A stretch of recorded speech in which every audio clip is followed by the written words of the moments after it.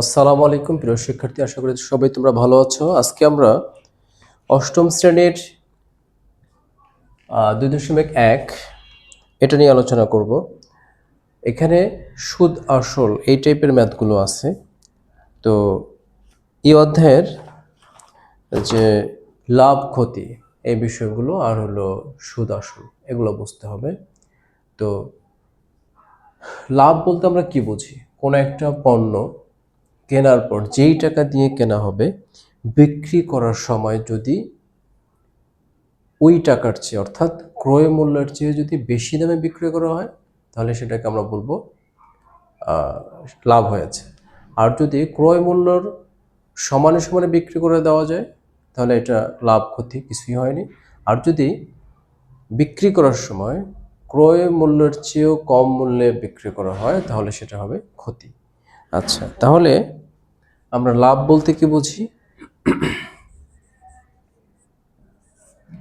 লাভ হলো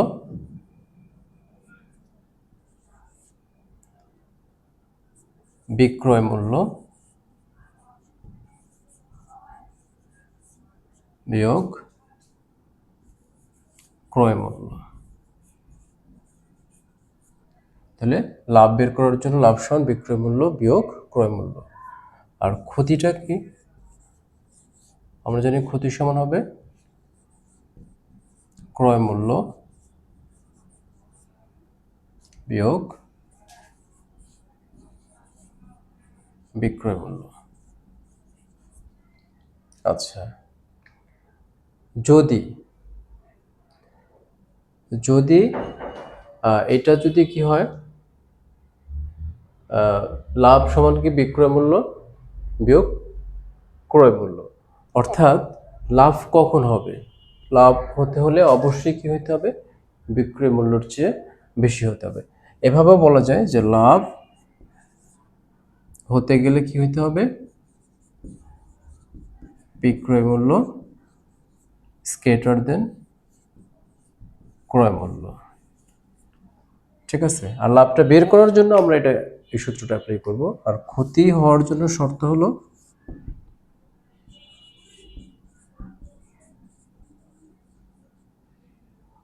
ক্রয় মূল্য গ্রেটার দেন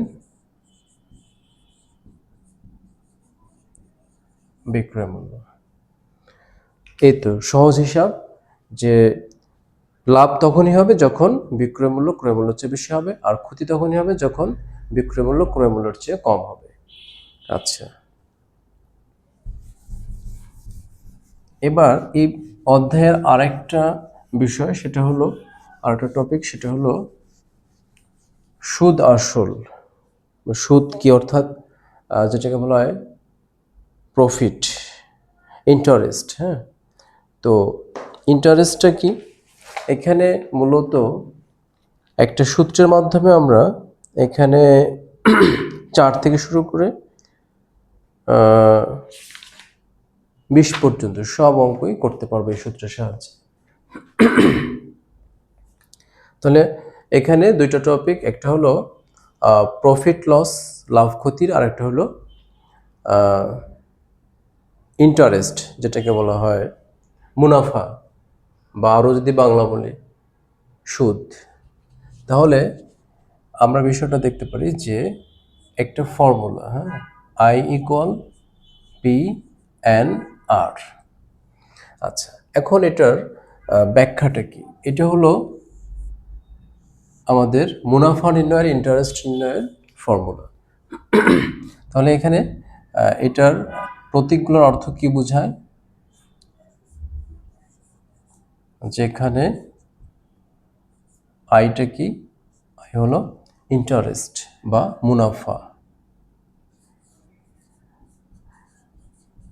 ইন্টারেস্ট এটা মুনাফা অথবা সুদ। তারপর পিটা কি? এখানে পি হলো পি ফর প্রিন্সিপাল, প্রিন্সিপাল এটা মানে হলো মূলধন বা আসল যেটাকে আমরা বলি। তারপর এনটা কি, এন হলো টাইম, সময়। এই টাইমটা কিসে নিতে হবে, বছরে, ইয়ার। ঠিক আছে, সময় এটা হলো বছর এককে আমরা নিব। তারপর কি আছে এখানে, r, rate, rate of interest,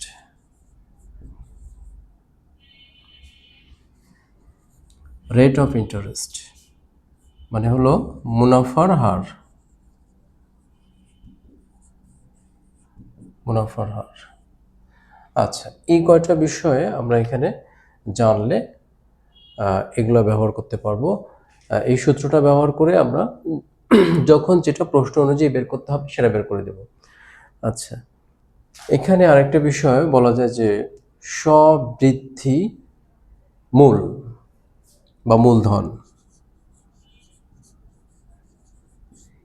স্ববৃদ্ধি মূল বা মূলধন, এটা মূলত এ দ্বারা প্রকাশ করা হয়, টোটাল অ্যামাউন্ট। তো এখানে এটা বোঝায় এরকম যে মুনাফা যোগ আসল, অথবা অনেক সময় এরকম হাইফের একটা দেওয়া থাকে, মুনাফা আসল, অনেকে আবার এটা ভুল বুঝতে পারে। এটা কিন্তু বিয়োগ চিহ্ন না, এটা একটা হাইফেন, অর্থাৎ এটা মূলত মুনাফা যোগ আসল একসাথে বোঝানোর জন্য মুনাফা আসল এভাবে লেখা হয়। আচ্ছা, তাহলে আমরা এটাকে এ দ্বারা প্রকাশ করতে পারি।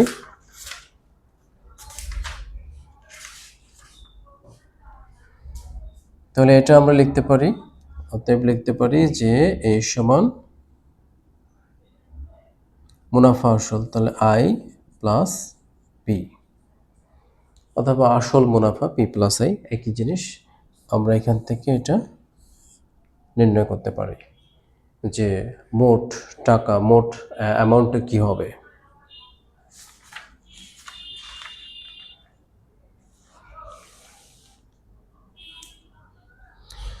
আচ্ছা, এখন আমরা যদি কিছু অঙ্ক দেখি এই সূত্রটার ব্যবহার অনুযায়ী, যে কোন কোন অঙ্কে আমরা এটা ব্যবহার করতে পারবো, এটা খেয়াল করি।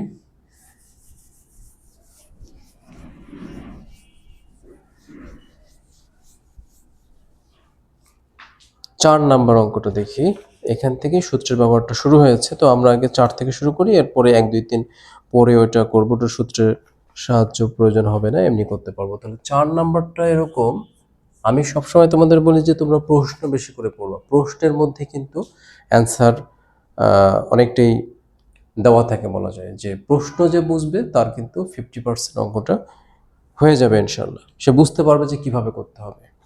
আচ্ছা, তাহলে এখানে বলা আছে বার্ষিক মুনাফার হার 10.50 টাকা হলে 2000 টাকার 5 বছরের মুনাফা কত হবে। আচ্ছা, তাহলে এই যে বার্ষিক মুনাফার হার অর্থাৎ আর দেয়া আছে, রেট অফ ইন্টারেস্ট, তারপর পি 2000 টাকা মূলধন, আর টাইম কি দেওয়া আছে 5 বছর, তাহলে মুনাফা কত হবে। তাহলে আমরা জানি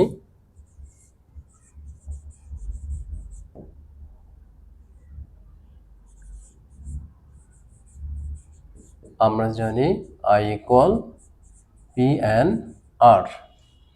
আচ্ছা, এখন এটা ইনফরমেশনগুলো লিখে নেই এখানে। এটাতে কি কি ব্যবহার করব আমরা, কি কি দেওয়া আছে, পি, পি সমান কত 2000 টাকা, তারপর রেট আর দেওয়া আছে, হার দেওয়া আছে 10.50, তাহলে এটা তো শতকরা যেহেতু হার, তাহলে আমরা এটাকে লিখতে পারি 10.50, শূন্য না লিখলেও সমস্যা নেই, নিচে 100। এরপর এখানে দেওয়া আছে এন, টাইম, টাইম কত বছর 5 বছর।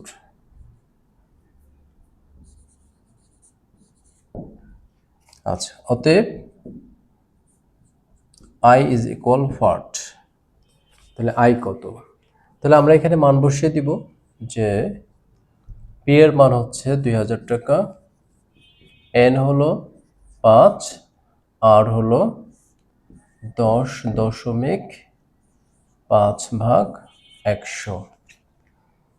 আচ্ছা, আমরা এখন এটা আর এটা কেটে দিই, 0 0 কেটে দিই।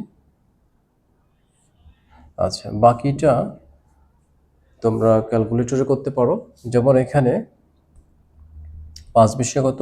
100 গুণ 10.5। তাহলে 100 দ্বারা এটা গুণ করলে কি হবে? দশমিকটা 2 ঘর সামনে চলে যাবে, তাহলে 1050 টাকা। এত উত্তর।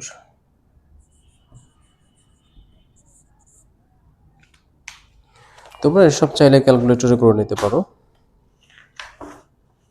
তাহলে আমাদের 4 নাম্বারটা হয়ে গেল।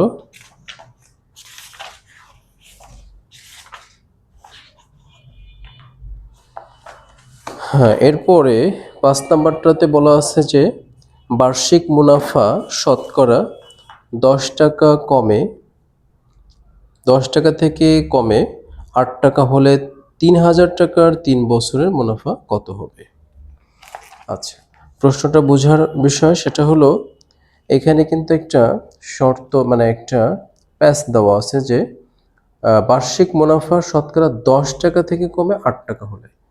তাহলে মূলত এখানে কিন্তু 10 থেকে 8 হয়েছে, তার মানে পার্থক্যটা কত? পার্থক্য হলো 2%। তাহলে 8 থেকে 10 থেকে 8 বিয়োগ করতে হবে। আর মোট টাকা কত ছিল? পি ছিল 3000 আর বছর হলো 3। ঠিক আছে, এই অঙ্কগুলো আমরা সূত্রের সাহায্যে করতে পারবো, আবার অন্য নিয়মেও করতে পারবো, ঐকিক নিয়মের মতো করেও করতে পারবো, ইউনিটারি মেথডেও করতে পারবো।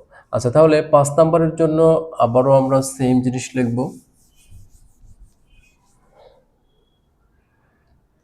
মুনাফা যেহেতু চাচ্ছে এখানে,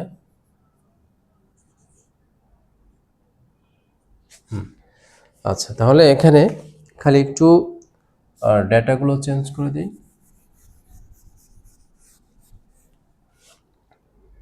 এখানে মূলধন পি হলো 3000 টাকা, তারপর আর রেট হলো 10% থেকে 8% হয়েছে, তাহলে এটা হলো 2%। এরপর কত বছরের জন্য? 3 বছরের জন্য, তাহলে এন এর মান 3 বছর। তারপর বলেছে মুনাফা কত কম হবে, তাহলে আমরা একবারে যা পাবো সেটাই হলো মুনাফা, যতটুকু কম হবে ততটুকু বের হয়ে যাবে। আচ্ছা, এখন আমরা মানটা বসিয়ে দিই। পি এর মান হচ্ছে 3000, এন এর মান হলো 3, আর আর এর মান হলো 2%। আচ্ছা, 2%টাকে আমরা লিখব 2/100, 2/100। তাহলে এই 0 0 কাটা, তাহলে থাকলো কত? 3 3 9, 9 2 18, আর একটা 0, তাহলে 180 টাকা। আচ্ছা, তাহলে আমাদের এখানে মুনাফা হয়েছে 180 টাকা। এ হলো উত্তর। তো তোমরা এইভাবে আশা করি চেষ্টা করবে, পারবে আশা করি। ইনশাআল্লাহ আজকে এই পর্যন্ত। আসসালামু আলাইকুম ওয়া রাহমাতুল্লাহ।